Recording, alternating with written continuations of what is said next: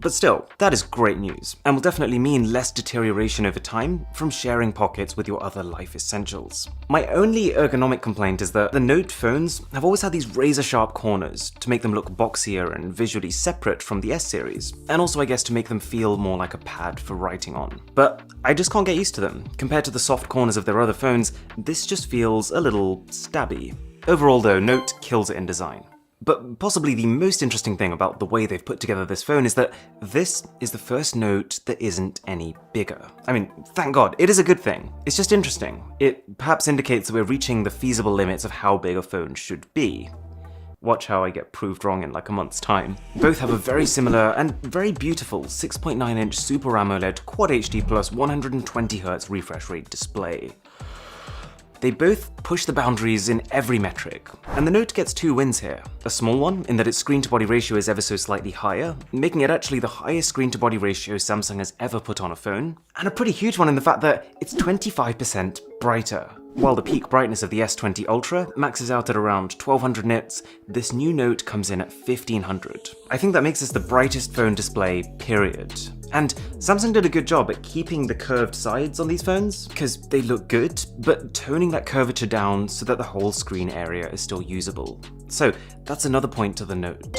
Alright, so when the S20 Ultra came out, it was all about this camera. It had every single spec imaginable. 8K video recording, a 108 megapixel main camera, 100 times space zoom, an ultra-wide camera, a depth sensing camera, it even had a 40 megapixel camera for selfies. But in actual real-world usage, it was only good.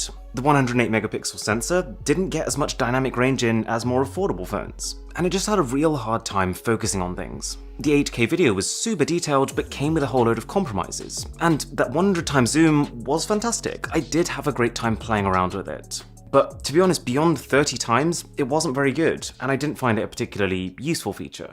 So with that in mind, the Note 20 Ultra feels like a more considered approach to a similar camera system. It's basically the same, with a few key advantages. It comes pre-baked with all the software improvements Samsung made for the S20 Ultra, which includes better dynamic range and better night mode. And here's the crucial part, even though they did somewhat improve the focusing on the S20 Ultra through software, it's still not great. So now on the Note we have a hardware solution. Samsung have swapped out the depth camera for a specialized laser autofocus module. They're saying it does everything that the depth camera did, but now also means it's snappy at focusing.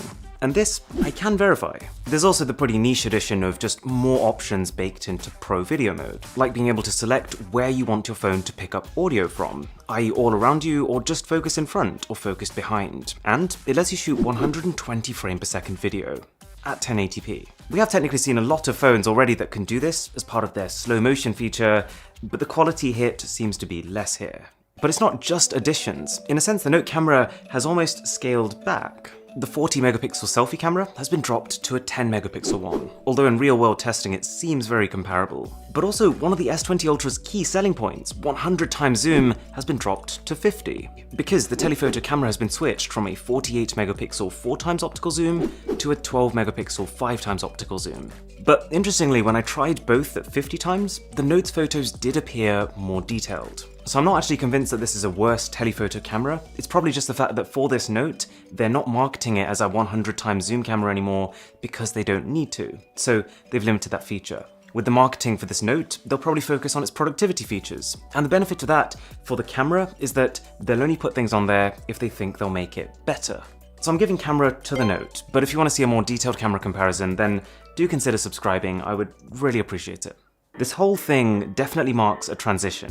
When that first Galaxy Note came out, it was basically just Samsung's way of making a plus phone, a bigger, faster, more extreme flagship. But it's just not the case anymore. If you've been paying attention to the marketing over the last few years, what Samsung's trying to do with these phones is not to have one good phone and one ultimate phone, it's actually just to make two different phones. The S series for social media and sharing, and the Note for productivity and sophistication. And nothing makes this transition clearer than the fact that for the first time ever, the Note is launching at a lower price than the S. Even if that is like saying someone is shorter than the Empire State Building. £1,179 for the Note in the UK versus £1,199 for the S when that launched. But before I just hand the point for pricing to the Note, Couple of things you should bear in mind.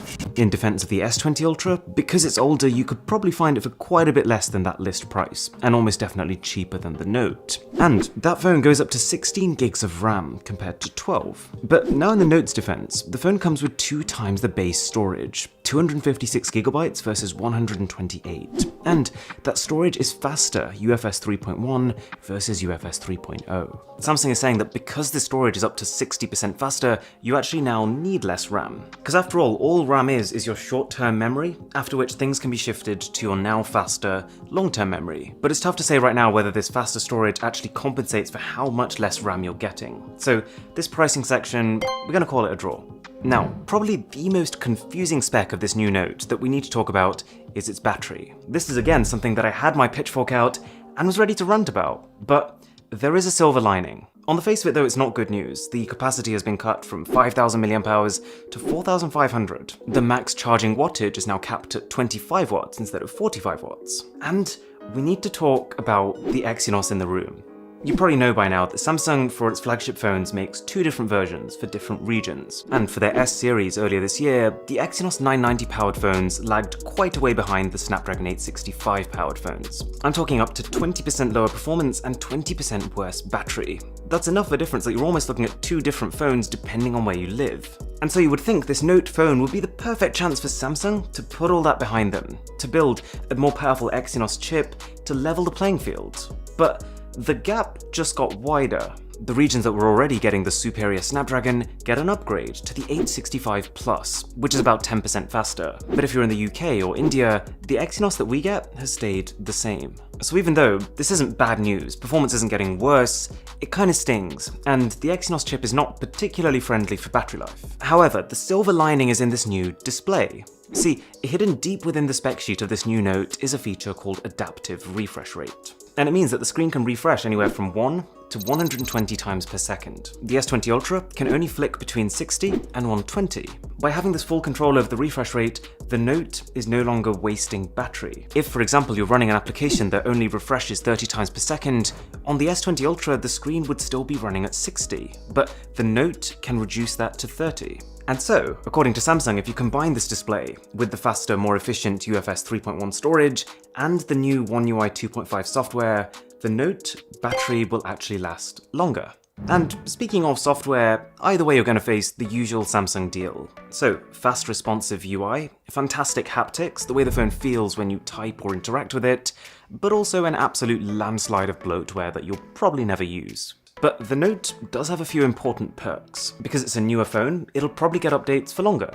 And it starts ahead with their new One UI 2.5, which isn't anything big, but definitely feels lighter. I noticed things like app opening times and camera shutter times were just that little bit snappier, and I'm told this software is also more efficient with RAM usage. Both phones can connect to a display with Samsung DeX, but the Note can now do that wirelessly.